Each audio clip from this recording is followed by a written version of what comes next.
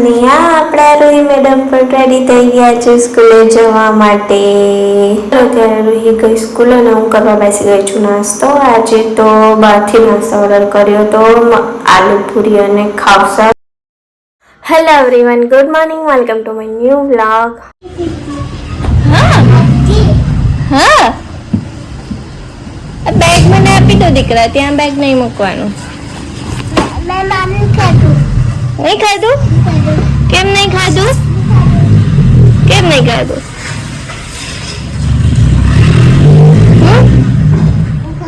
તને ભાવે એવું તો બનાવેલું હતું. શું બનાવેલું? શું આપેલું હતું તને?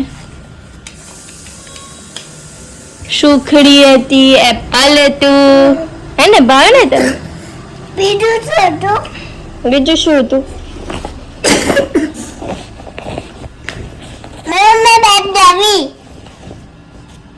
બેલ્ટ લાવી. તો આવીને હોમવર્ક જ કરવા લાગી ગઈ. ડ્રોઈંગ કરે છે? હા, ડ્રોઈંગ કરું છું.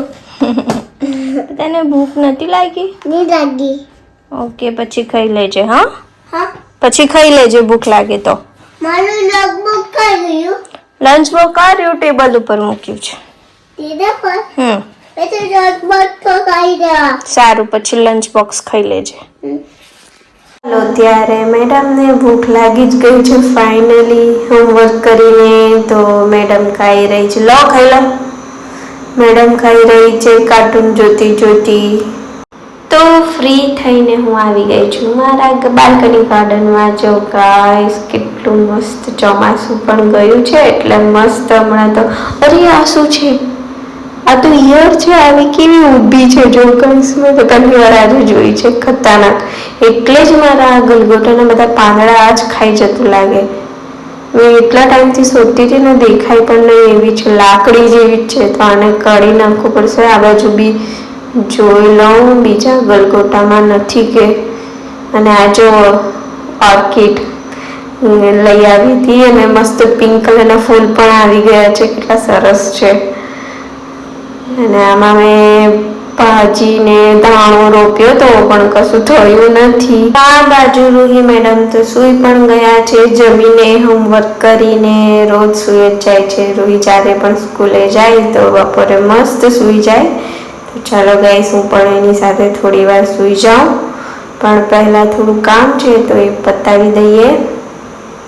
5 વાગે ગયા છે સાંજના 5 અને આપણા રૂહી મેડમ પણ ઉઠી ગયા છે અને રેડી થઈને હવે જાય છે ડેડી જોડે બંને જણા ફરવા માટે. ચાલો, ત્યારે એ બે તો ગયા અને હું ડિનર કરવા બેસી ગઈ છું. આજે તો ડિનરમાં દાળ ભાત જ બનાવ્યા છે. બલૂન જોઈએ છે? આપણે લઈ આવશું.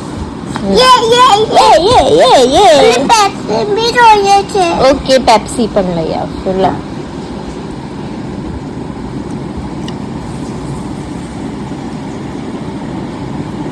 કેવું છે રાઈસ? મસ્ત છે. હા, રોહિત તો મારું બહુ ધ્યાન રાખે. રોહિત તો મમ્માને મામ ખવડાવે. હાથ બી મૂકે. પછી બીજું બ્લેન્કેટ બી ઓઢાડે.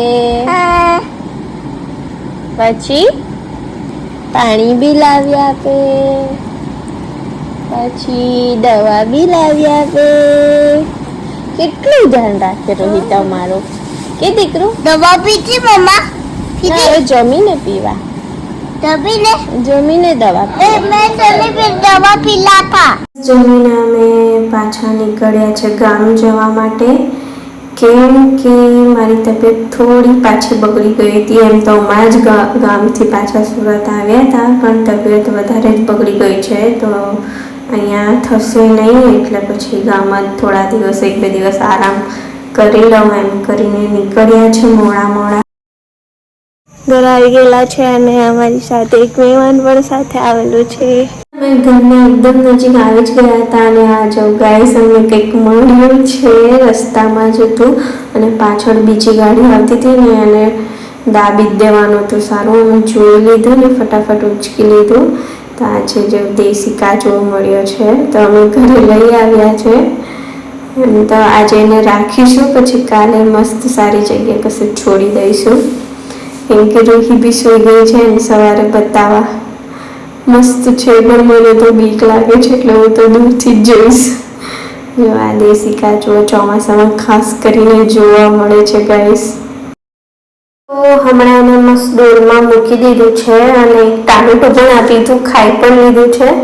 તો અને હમણાં અહીંયા જ આરામ કરવા દઈએ, પછી સવાર થાય એટલે અહીંયા આજુબાજુ જે ખેતરો છે ત્યાં એને છોડી દઈશું. તો ચાલો એને વધારે ડિસ્ટર્બ નહીં કરીએ. અને હું પણ ખાવા બેસી ગઈ છું.